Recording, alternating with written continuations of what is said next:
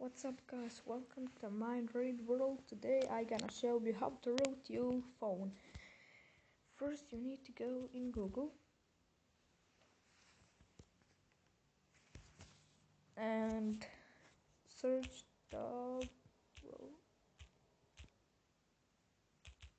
root.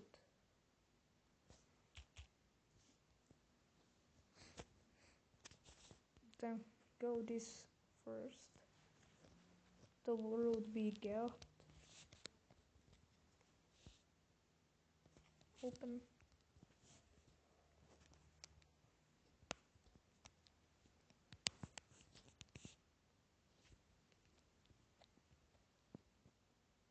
What the fuck?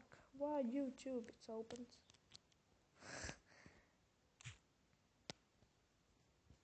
Yeah, and you get this. And click on this level and then click OK. It's starting download. Okay. Clean and install. And just go this. Don't worry about this harm.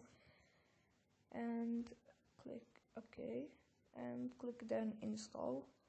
I don't click install because I already have it. And when you install it, you go there.